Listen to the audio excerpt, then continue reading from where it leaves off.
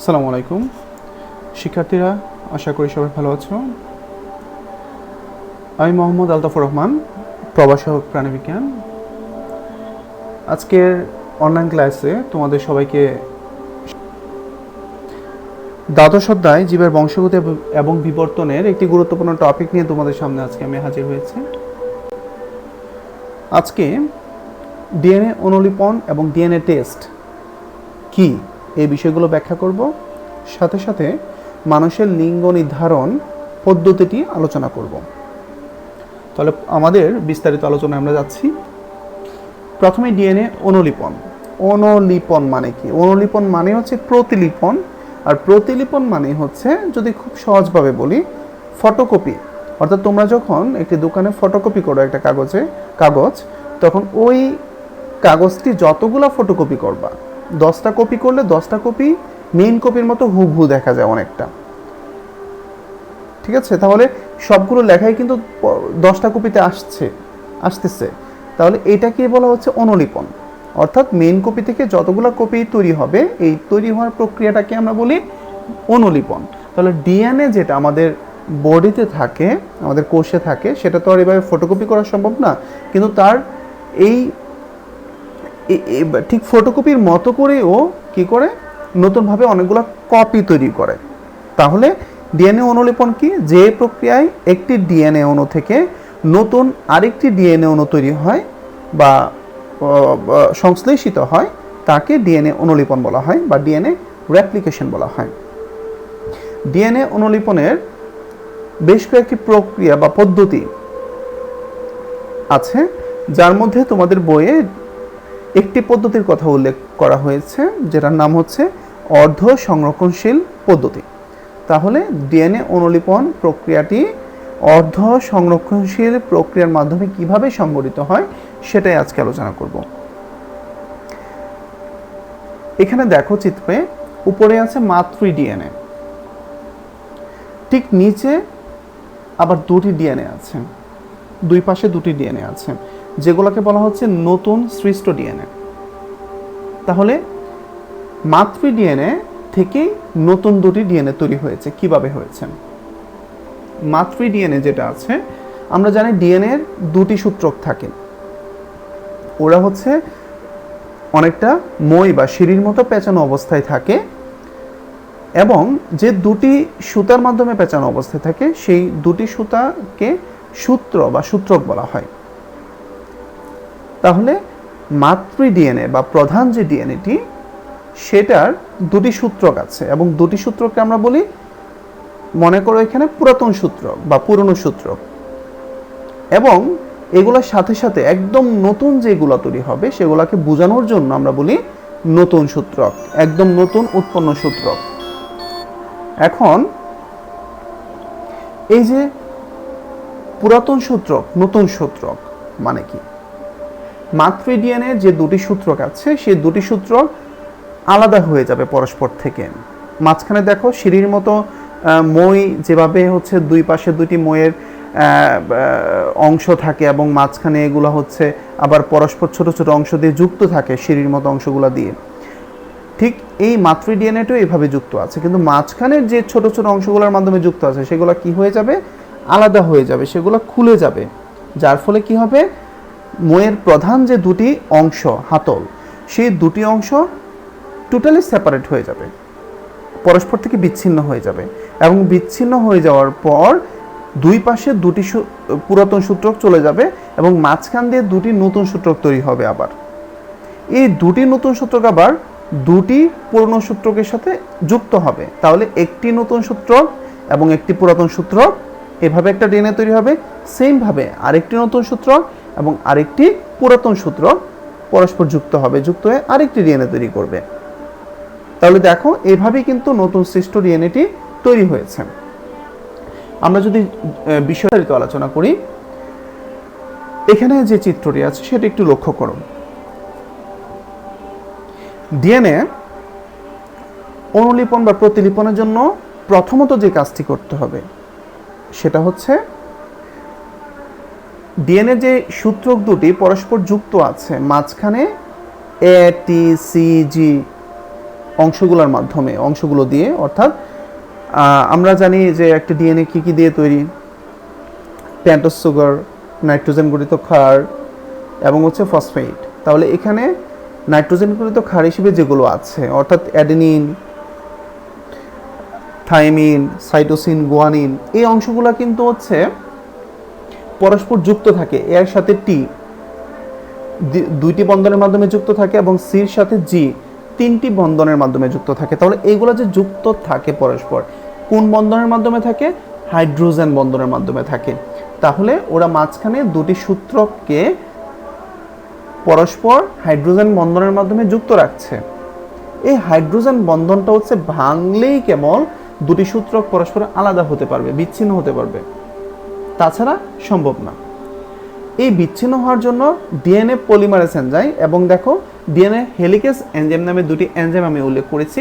এই এনজাইমগুলোর কাজ কি? এই এনজাইমগুলোর কাজ হচ্ছে ডিএনএ সূত্রের যে বেসগুলো হাইড্রোজেন বন্ধনের মাধ্যমে যুক্ত আছে, সেই হাইড্রোজেন বন্ধনটি হচ্ছে ভেঙে যায়, যার ফলে সূত্রক দুটি পরস্পর থেকে পৃথক হয়ে যায় এবং দুটি ফর্কের সৃষ্টি হয়। ফর্ক বলতে হচ্ছে মাঝখান থেকে তোমার যেই পেঁচানো অংশটা ছিল, সেই পেঁচানো অংশটা খুলে গেছে এবং খুলে গিয়ে মাঝখানে একটা তোমার খালি জায়গা তৈরি হয়েছে, সূত্রক দুটো দুপাশে সরে গিয়েছে। তাহলে এইভাবে এনজাইমগুলোর মাধ্যমে সূত্রকগুলো পরস্পর বিচ্ছিন্ন হয়ে সামনে এগোতে থাকবে এবং পেছনের দিকে কি করবে? পেছনের দিকে আবার নতুনভাবে যে সূত্রকগুলো সিঙ্গেল হয়ে গেছে, এখন বাঁ পাশে একটি এবং ডান পাশে একটি, অর্থাৎ উপরে একটি এবং নিচে একটি, যে দুটি সূত্রক আলাদা হয়ে গেছে, সেই সূত্রকগুলো এখন কি হবে? আবার ডাবল হবে, অর্থাৎ ওদের সাথে আবার নতুন একটি সূত্রক এসে যুক্ত হবে। তাহলে কিভাবে যুক্ত হবে? পুরাতন সূত্রকে যেখানে এ ছিল সেখানে নতুন একটি নিউক্লিওটাইড আসবে টি, যেখানে টি ছিল সেখানে আসবে এ, যেখানে সি ছিল সেখানে জি আসবে, আর যেখানে জি ছিল সেখানে সি আসবে। এইভাবে হচ্ছে পরিপূরকভাবে নতুন একটি সূত্রকের সাথে পুরাতন সূত্রক দুটি যুক্ত হবে। এবং পেছনের দিকে দেখো, উপরে এবং নিচে দুই অংশেই কিন্তু নতুন সূত্রক এসে পুরাতন সূত্রকের সাথে যুক্ত হয়েছে। তাহলে এইভাবেই ডিএনএ অনুলিপন সংগঠিত হয়। এখানে লক্ষ্য করো, উপরে এবং নিচে যে দুটি ডিএনএ তৈরি হলো, দ্বিসূত্রক ডিএনএ, যেহেতু দুইটা সূত্রক থাকতেই হবে, একটা সূত্রক থাকলে এটাকে আমরা ডিএনএ বলতে পারবো না। এক সূত্রক হচ্ছে আরএনএ, ডিএনএ হচ্ছে দ্বিসূত্রক। তাহলে দ্বিসূত্রক ডিএনএ নতুন সৃষ্ট ডিএনএ গুলোর প্রত্যেকটার উপরে এবং নিচে প্রত্যেকটাতে একটা করে পুরাতন সূত্রক আছে এবং একটা করে নতুন সূত্রক আছে। যেহেতু অর্ধেক পুরাতন এবং অর্ধেক নতুন, এই জন্য এই ডিএনএ অনুলিপনের পদ্ধতিকে বলা হয় অর্ধ রক্ষণশীল পদ্ধতি। 1956 সালে ওয়াটসন এবং ক্রিক এই ধরনের অনুলিপন প্রক্রিয়ার প্রস্তাব করেন। পরবর্তী অংশ ডিএনএ টেস্ট। ডিএনএ টেস্ট বর্তমান যুগে খুবই গুরুত্বপূর্ণ একটি অংশ। এই ডিএনএ প্রযুক্তির গুরুত্ব এবং ব্যবহার যেমন আমাদের চিকিৎসা বিজ্ঞানে আছে, তেমনইভাবে আমাদের ঔষধ শিল্পে, প্রাণী সম্পদ, মৎস্য সম্পদ এবং কৃষি সম্পদের উপরেও ওর বিভিন্ন ধরনের প্রয়োগ আমরা দেখতে পাই। বর্তমানে সবচাইতে আরেকটি গুরুত্বপূর্ণ যে প্রক্রিয়ার ক্ষেত্রে এটা জড়িত, সেটা হচ্ছে অপরাধীকে ধরার জন্য। দেখা যায় বিভিন্ন অপরাধী অপরাধকর্ম করে জায়গা থেকে সটকে পড়ে, পালিয়ে যায়। ওর রেখে যাওয়া, ফেলে যাওয়া কোনো ক্লু যদি না থাকে, তাহলে সেগুলোকে প্রমাণ করা খুব কষ্টসাধ্য হয়ে যায়। কিন্তু বর্তমানে এই ডিএনএ টেস্টের ফলে কি হয়েছে? অপরাধী যে জায়গায় অপরাধ সংঘটিত করেছে সেখানে তার হাত বা তার শরীরের কোনো একটি অংশের মাধ্যমে কোনো জিনিস ধরেছিল বা ব্যবহার করেছিল, বা কোনো একটা চুলের অংশ নিচে পড়েছে, মানে বডির কোনো একটা অংশের সাথে কোনো জিনিসের সংশ্লিষ্টতা আসলেই সেখান থেকে এই ডিএনএ টেস্টের মাধ্যমে কি করতে পারবে, তার ডিএনএ আইডেন্টিফাই করতে পারবে, অর্থাৎ তাকে আইডেন্টিফাই করতে পারবে ডিএনএ টেস্টের মাধ্যমে। এটা কিভাবে করে? ডিএনএ টেস্টের বিজ্ঞান ভিত্তিক এক ব্যবহারিক পদ্ধতিকে বলা হয় ডিএনএ ফিঙ্গারপ্রিন্টিং। এই ধরনের প্রক্রিয়াগুলো ডিএনএ টাইপিং, ডিএনএ টেস্টিং ইত্যাদি নামেও প্রচলিত আছে। এবং এই ডিএনএ টেস্ট করার জন্য প্রথমত যে কাজ করতে হবে সেটা হচ্ছে জৈবিক নমুনা সংগ্রহ করতে হবে। জৈবিক নমুনা বলতে হচ্ছে, ধরো যে অপরাধ করেছে তার কোনো ধরনের তার দেহের কোনো ধরনের নমুনা নিতে হবে। যেমন ধরো তার হাড়, তার দাঁত, তার চুল, রক্ত, লালা, বীর্য, টিস্যু ইত্যাদি মূল্যবান জৈবিক নমুনা সংগ্রহ করতে হবে। এখন যে অপরাধ করেছে তুমি তো তাকে চিনো না, বা যারা হচ্ছে এই কাজগুলো করে থাকেন, আইন শৃঙ্খলা রক্ষাকারী যারা আছেন, যুক্ত আছেন এর মধ্যে, তো তারা তো অপরাধীকে প্রথমেই চিনতে পারেন না। তো প্রথমে তারা কি করেন, কোনো ব্যক্তিকে যদি কেউ এসে মেরে ফেলে এবং পরবর্তীতে তাকে খুঁজে পাওয়া না যায়, তাহলে যে ব্যক্তিটাকে মেরেছিল তাকে মারার জন্য তো হচ্ছে ওই অপরাধীটা তাকে তার শরীরে ধরতে হয়েছে বা অন্য কোনোভাবে তাকে হত্যা করেছে। তো সেটার জন্য ওই অপরাধী ব্যক্তির হাতের স্পর্শটা মৃত ব্যক্তির দেহে কিন্তু লেগেছিল, অর্থাৎ যে ভিকটিম। তাহলে ওইখান থেকে কি করা গেছে, অন্য একটা ব্যক্তির হাতের ছাপ বা দেহের কোনো অংশ, যেমন ধরো হচ্ছে তো কোনো ধরনের ক্লু যদি পেয়ে থাকে, ওইগুলো এনে টেস্ট করা হয়।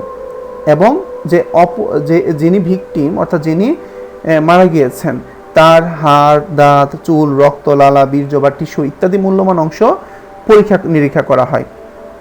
তারপর সেখানে জৈবিক নমুনার ডিএনএ যে নকশাটা তৈরি হয়, সেই নকশাটা নিয়ে হচ্ছে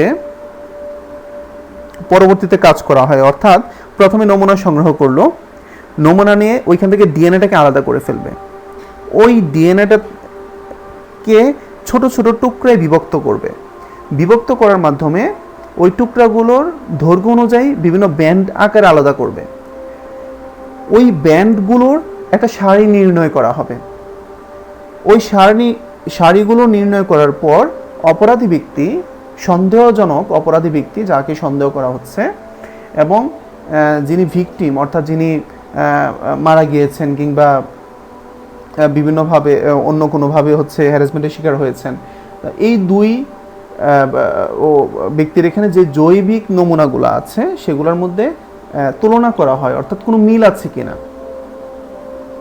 মিল যদি পাওয়া যায় তাহলে বোঝা যাবে যে হ্যাঁ, এই ব্যক্তিটাই অপরাধ সংঘটিত করেছেন। তাহলে ব্যাপারটা আবার বলছি যে একজন অপরাধী অপরাধ সংঘটিত করলো কোন একটা জায়গায়, সেখানে হয়তোবা তার জৈবিক কোনো অংশ যেমন টিস্যু, বীর্য, লালা, রক্ত, চুল, হাড় বা দাঁত ইত্যাদি অংশের পাওয়া গিয়েছে। তো সেই অংশগুলাকে নমুনা হিসেবে সংগ্রহ করা হয় প্রথমে, তারপর সেগুলো থেকে ডিএনএ আলাদা করা হয়, তারপর ডিএনএগুলোকে ছোট ছোট টুকরা করা হয়, তারপর টুকরোগুলো থেকে ব্যান্ড তৈরি করা হয় বিভিন্ন ধরনের, এবং এই ব্যান্ডগুলো একটা সারি নির্ণয় করা হয়, মানে সিকোয়েন্সের মতো অনেকটা। সেই সারিগুলো নির্ণয় করার পর এবং যাদেরকে সন্দেহ করা হচ্ছে তাদের ডিএনএ ব্যান্ডের সারি বা ডিএনএ নকশাকে তুলনা করা হয়। তাহলে দুইটা অংশ তুলনা করার পর বোঝা যায় যে ওর সাথে মিলছে কি মিলছে না। যার সাথে মিলবে বোঝা যাবে হ্যাঁ, অপরাধটা সেই সংঘটিত করেছে। এবং বর্তমানে এটা খুবই প্রচলিত এবং উন্নত বিশ্বে এভাবেই হচ্ছে অপরাধীকে খুব সহজেই শনাক্ত করা যায়। তাহলে এই ব্যাপারটিকে বলা হচ্ছে ডিএনএ ফিঙ্গারপ্রিন্টিং। এছাড়া বর্তমানে পলিমারেজ চেইন রিঅ্যাকশন বা পিসিআর পদ্ধতিতে আরও নিখুঁতভাবে খুবই অল্প নমুনা ব্যবহার করার মাধ্যমে নির্ভুলভাবে শনাক্তকরণ সম্ভব হচ্ছে। পরবর্তী, লিঙ্গ নির্ধারণ। মানুষ এবং অন্যান্য স্তন্যপায়ী প্রাণীতে প্রায় একই পদ্ধতিতে লিঙ্গ নির্ধারিত হয়। মানবদেহে ক্রোমোজোম সংখ্যা থাকে 23 জোড়া আমরা জানি, এবং 23 জোড়ার মধ্যে 22 জোড়া থাকে হচ্ছে অটোসোম অর্থাৎ পুরুষে এবং নারীতে একই রকম থাকে, কোনো পার্থক্য নেই, এবং এক জোড়া থাকে শুধু সেক্স ক্রোমোজোম, অর্থাৎ পুরুষে এই সেক্স ক্রোমোজোম আছে বলে ও পুরুষ, এবং নারীতে আরেক ধরনের সেক্স ক্রোমোজোম আছে বলে ও নারী। লিঙ্গ নির্ধারণে অটোজোমের কোনো ভূমিকা নেই, কিন্তু সেক্স ক্রোমোজোমের ভূমিকা আছে, এবং এটার মাধ্যমে হচ্ছে লিঙ্গ নির্ধারিত হয়ে থাকে। নারীদের মধ্যে সেক্স ক্রোমোজোমটা থাকে হচ্ছে এক্স এক্স হিসেবে। দেখো মাতা, পিতা এবং মাতা দুটি চিত্র আছে এখানে, এবং মাতাতে এক্স এক্স আছে, অর্থাৎ মাতার ক্ষেত্রে বা নারীদের ক্ষেত্রে হচ্ছে সেক্স ক্রোমোজোমটি হচ্ছে এক্স এক্স, এবং পিতা বা পুরুষদের ক্ষেত্রে হচ্ছে এক্স ওয়াই থাকে। এখানে দুটি এক্স না, কিন্তু একটি এক্স এবং একটি ওয়াই থাকে। তাহলে পিতার ক্ষেত্রে একটি এক্স ক্রোমোজোম এবং একটি ওয়াই ক্রোমোজোম আছে, মাতার ক্ষেত্রে দুটি হচ্ছে এক্স ক্রোমোজোম। এখন যখন পিতা এবং মাতা তাদের মধ্যে ক্রস হবে, তখন পিতার থেকে হচ্ছে শুক্রাণু এবং মাথা থেকে ডিম্বাণু আসবে, যে শুক্রাণু এবং ডিম্বাণু মিলিত হয়ে জাইগোট তৈরি করবে। তো পিতা থেকে শুক্রাণু যেটা আসছে সেটা দেখো, একটিতে আছে দুটি শুক্রাণু দেখানো হয়েছে বোঝানোর জন্য, একটিতে হচ্ছে এক্স এবং আরেকটি শুক্রাণু বহন করছে ওয়াই ক্রোমোজোম। অন্যদিকে মাতার যেহেতু দুটি এক্স, তাহলে মাতার যতগুলো ডিম্বাণুই হোক না কেন সবগুলা এক্স ক্রোমোজোম বহন করবে, কিন্তু পিতার ক্ষেত্রে হচ্ছে অর্ধেক এক্স ক্রোমোজোম বহন করবে এবং বাকি অর্ধেক ওয়াই ক্রোমোজোম বহন করবে। এখন পিতার ক্ষেত্রে যতগুলো শুক্রাণু উৎপন্ন হবে সবগুলো শুক্রাণুর মধ্যে অর্ধেক এক্স ক্রোমোজোম বাহী এবং বাকি অর্ধেক হচ্ছে ওয়াই ক্রোমোজোম বাহী হবে। এখন পিতার এক্স ক্রোমোজোম অর্থাৎ এক্স ক্রোমোজোম বাহী যেই শুক্রাণুটি আছে মাতার এক্স ডিম্বাণুর সাথে মিলিত হলে দেখো জাইগোটটা কি ফর্ম করেছে, কি তৈরি করেছে, এক্স এক্স, ক্রোমোজোমটা হয়েছে কি এক্স এক্স, আর এক্স এক্স হলে কি হবে, অবশ্যই মেয়ে হবে। অন্যদিকে শুক্রাণু আরেকটি আছে ওয়াই ক্রোমোজোম বাহী, ওটা যখন ডিম্বাণুর এক্সের সাথে মিলিত হয়েছে তৈরি করেছে কি এক্স ওয়াই ক্রোমোজোম, এবং দেখো এটা ছেলে হয়েছে। তাহলে মানুষের লিঙ্গ নির্ধারণের ক্ষেত্রে পিতার ভূমিকায় হচ্ছে মুখ্য, এক্ষেত্রে মাতার কোনো ভূমিকা নাই। পিতা থেকে যদি এক্স ক্রোমোজোমটা আসে তাহলে যে বাচ্চাটি হবে সেটি হবে মেয়ে, এবং পিতা থেকে যদি ওয়াই ক্রোমোজোমটি আসে তাহলে যে বাচ্চাটি হবে সেটি হবে ছেলে। মানুষের লিঙ্গ নির্ধারণে অর্থাৎ কন্যা বা পুত্র সন্তানের জন্ম হওয়ার ব্যাপারে মায়ের আদৌ কোনো ভূমিকা নেই, কারণ মা সবসময় কেবল এক্স বহনকারী ডিম্বাণু তৈরি করে। অন্যদিকে পিতা এক্স এবং ওয়াই দুই ধরনের শুক্রাণু উৎপাদন করে লিঙ্গ নির্ধারণে গুরুত্বপূর্ণ ভূমিকা পালন করে। তাহলে আমার মনে হয় এই বিষয়গুলো খুব ক্লিয়ারলি বুঝতে পেরেছো। আজকে তাহলে ক্লাস এতটুকুই। আগামী লেকচারে নতুন একটি টপিক নিয়ে আসবো, জেনেটিক ডিসঅর্ডার। সবাই ভালো থাকো, বাসায় থাকো, সুস্থ থাকো। ধন্যবাদ সবাইকে।